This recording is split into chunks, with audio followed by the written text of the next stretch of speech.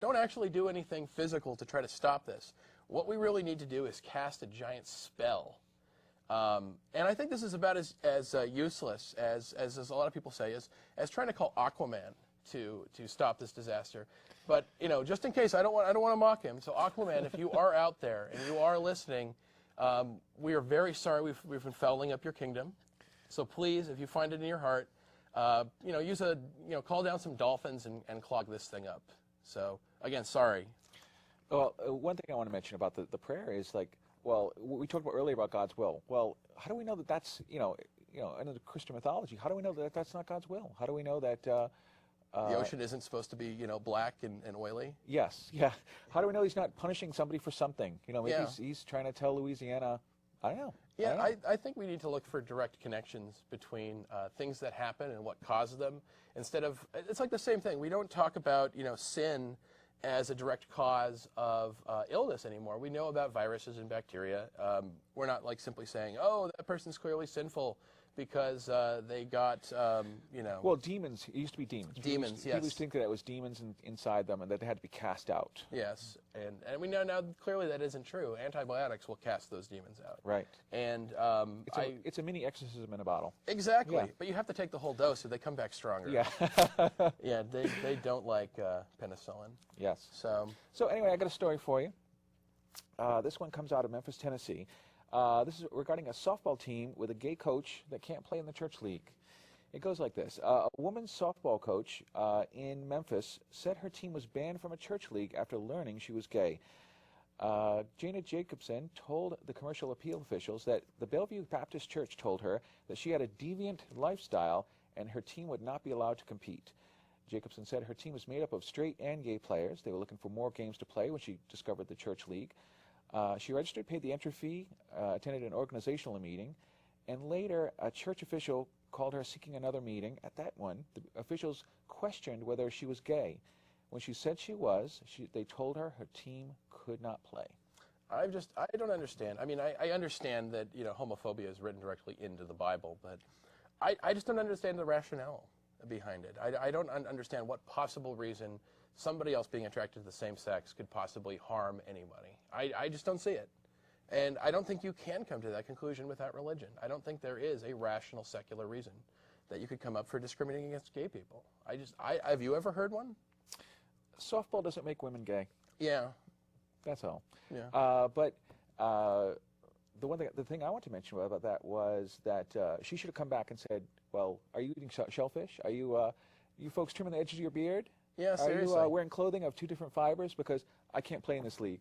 Yeah, seriously. Yeah. If there are any women here who married a man and they were not a virgin on their wedding night, clearly you haven't been taken to your father's doorstep and stoned to death. Right. The thing is, people like to cherry pick, and it's funny how a lot of people like to pick homophobia out of the Bible. Yes, it is there, but there's a lot of other things that people don't. When's the last time you killed somebody for working on the Sabbath? I mean, look out your window right now. Do you hear a lawnmower anywhere? If you do, this person is someone you need to kill right now, and if you're unwilling to do it, somebody needs to kill you. If you've been to a Lowe's or Home Depot on Sunday to get a sale, I'm sorry, you're working on the Sabbath, and that's a problem in the eyes of the Bible. Yeah, I had a replacement car key made today at McClendon, and clearly I need to go back and kill this person who made a copy of my key. But hey, good job with the key. Yeah. So yeah. Okay, so we have some emails. Oh no, actually I have one last news story. All right. Well, it seems like World Cup fever is spreading around the world right now. Everyone is watching this game. It seems like we're the only country in the world that isn't gaga over soccer. I tried to get a vuvuzela, by the way. Can't get one. Yeah. I really did. So it seems like not everyone has soccer fever, or it's affecting them in certain ways. It seems like there's a group of Somali Islamic militants have threatened football fans that they will be publicly flogged or worse if they're caught watching the World Cup on TV. It says that a gang of Islamists in Somalia will be reported that they will be patrolling the streets looking for people watching the game. I guess this militant group, it says is Hizbul Islam, also arrested 10 others at a house northeast of the capital of Mogadishu, where fans were seen watching the game between Argentina and Nigeria. And it seems like already that these sorts of groups have already executed people. There's 2 Somali football fans that have already been executed for watching the Nigeria-Argentina game. I mean, this is just insane. And just so you know that this isn't just, killing people over football, not just for Muslims anymore. It seems like there's a Christian family. This is in South Africa. In Johannesburg, it says that police say a South African man who wanted to watch the World Cup instead of a Christian religious program has been beaten to death by his family in the northeastern part of the country.